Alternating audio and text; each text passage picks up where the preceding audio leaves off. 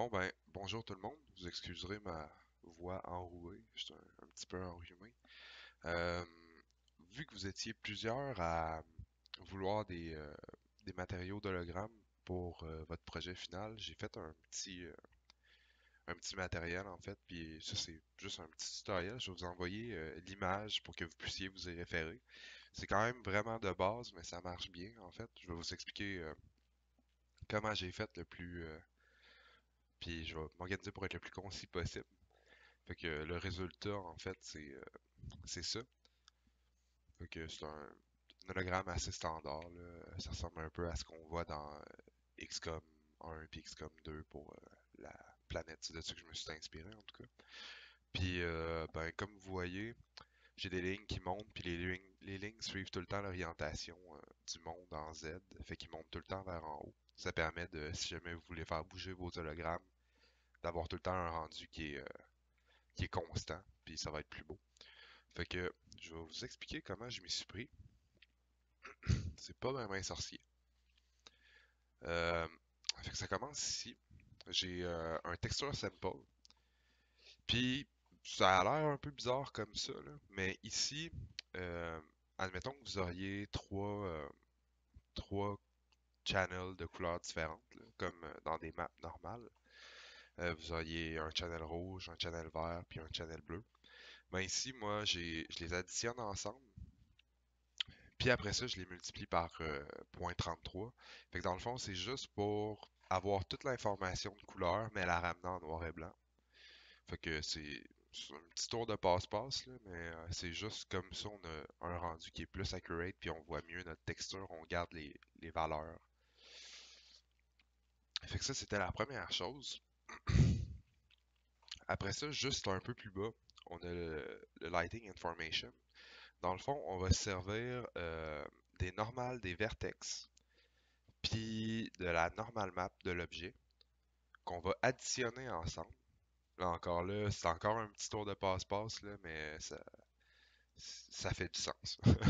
Puis après ça, on les multiplie par 0.5 vu qu'il y en a deux. Fait qu'on a le point au milieu des deux normales. Puis ensuite de ça, on vient passer ça dans un Fresnel. Ça nous donne un calcul de lumière qui est approximatif, mais qui donne vraiment un bon résultat, puis qui prend en compte les normales de l'objet. Fait que ce que ça veut dire, c'est que le résultat va être plus réaliste, puis vos hologrammes vont avoir l'air plus sharp avec plus de détails en faisant ça. Fait que vous n'êtes pas obligé de le faire, mais je vous le conseille. Fait que après ça, on vient multiplier ça ensemble. On met, on lerpe entre la couleur puis 0. 0, c'est que tout est noir. Puis on sert comme alpha du Fresnel, donc les informations de lumière. Fait que c'est ça qui vient un peu composer notre hologramme. Euh, Après ça, on vient mapper les lignes. Les lignes pour faire ce que je parlais au début du vidéo, c'est-à-dire qu'ils utilisent la position dans le monde. On va chercher un node World Position. Puis ça, c'est vraiment, vraiment important de multiplier par une petite valeur, comme 0.01 ou 0.05, parce que sinon, nos lignes vont être mappées trop grosses. Fait que ça, basically, là, on s'en sert exactement comme un espace UV, là. Il n'y a pas de secret. Je vais enlever mes. Oups.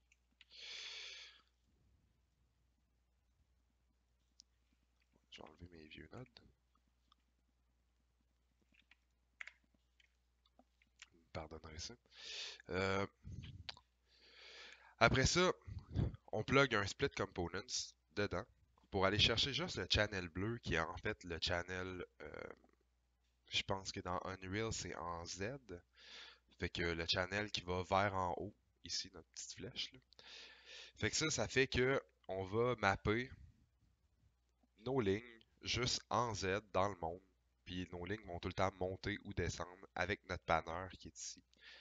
Si vous voulez voir mes settings, en fait, là, moi j'ai décidé de sampler deux fois ma texture de façon différente pour avoir des résultats de lignes qui vont comme s'entrecroiser. J'en ai qui montent, j'en ai qui descendent, puis ça vient faire un petit flickering intéressant.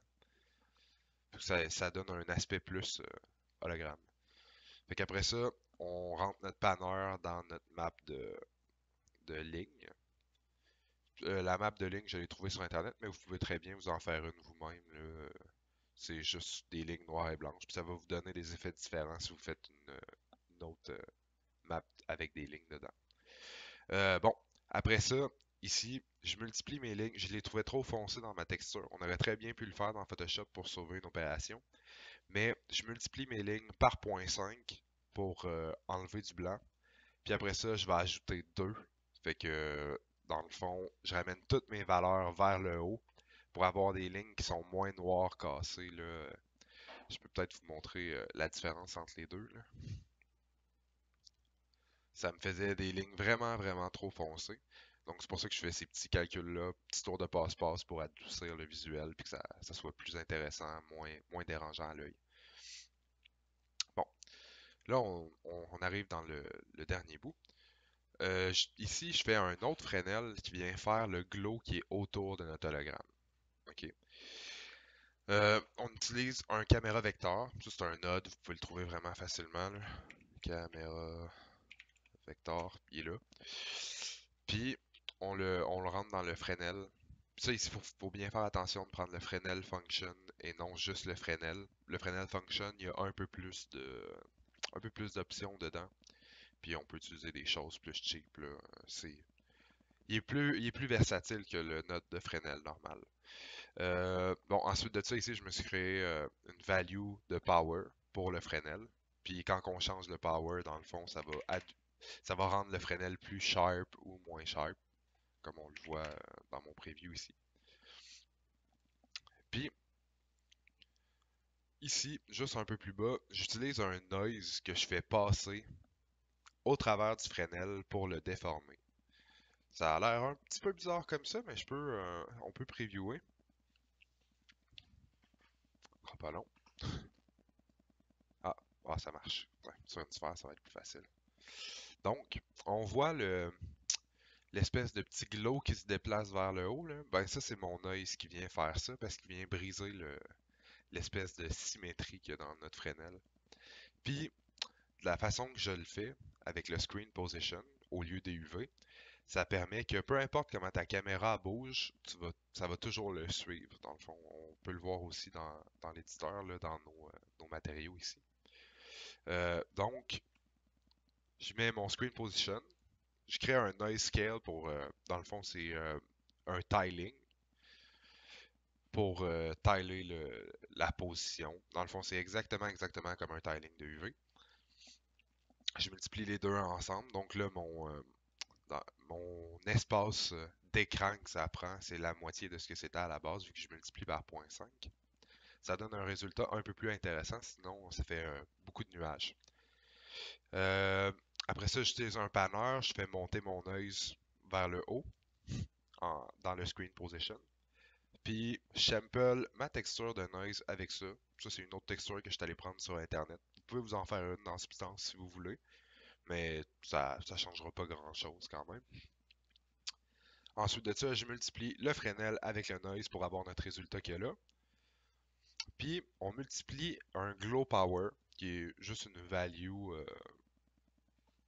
numérique, pour augmenter la force du glow ou la réduire. Comme si on la met à 2000, il va être plus... Ah, ça paraît pas ici, là. Ah, c'est parce que je suis en train de previewer. Si on le met à 2000, le glow va être vraiment, vraiment fort. Puis, moi, je trouvais que ça donnait un bon résultat à 150 sur le personnage qu'on avait tantôt. Je le laisse 150. On multiplie les deux ensemble. Puis, ici, on vient multiplier le résultat de notre Fresnel avec notre premier résultat, qui était, je peux vous leur montrer ça aussi, qui était juste ça. Basically, notre sphère, la texture, puis les lignes. Ben, on vient multiplier ça avec le Fresnel, ce qui va nous donner juste le glow. Mais là, on voit que tout notre truc il est noir au milieu, puis ça c'est normal parce qu'on fait une multiplication, puis le Fresnel il est noir au milieu. Donc, après ça, on vient ajouter avec un add notre texture qu'on avait avant par-dessus le Fresnel. Puis ça nous donne ce résultat-là, qui est quand même agréable à l'œil, qui fonctionne comme un hologramme. On le voit, je vais vous le remontrer dans le game, ça paraît mieux, là. Euh, Puis c'est pas mal ça. Euh, Deux choses qui sont vraiment, vraiment importantes, c'est de mettre notre matériel en blend mode translucent ici. Puis de mettre le shading modèle à unlit parce qu'on veut pas qu'il reçoive de la lumière vu qu'un hologramme c'est de la lumière. Donc faites bien attention à ça.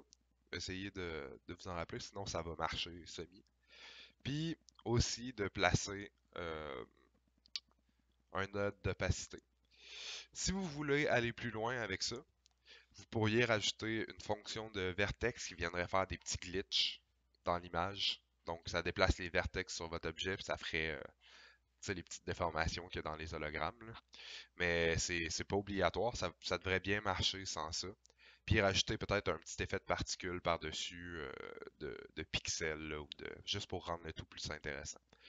Euh, Fait que ça, on ferme ça, puis c'est le résultat final. Ça sort moins bien sur ce personnage-là, admettons, parce qu'il faudrait faire un petit travail sur les mèches pour juste rendre une passe, puis pas le derrière de certains mèches, là, comme ça ici, puis dans la face notamment. Mais ça donne un bon résultat transparent, puis je pense que ça peut faire la job pour vos projets présentement. Fait que c'est ça. Si vous avez des questions, vous pouvez m'écrire par email, je suis toujours dispo. Fait que à bientôt.